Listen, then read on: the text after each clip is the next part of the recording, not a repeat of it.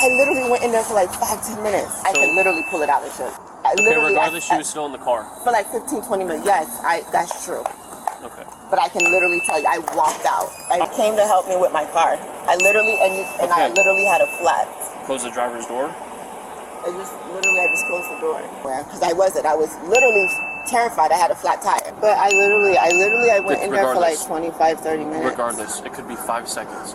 Can you guys literally like see the tire that blew out? Can you The tire has nothing to do with this.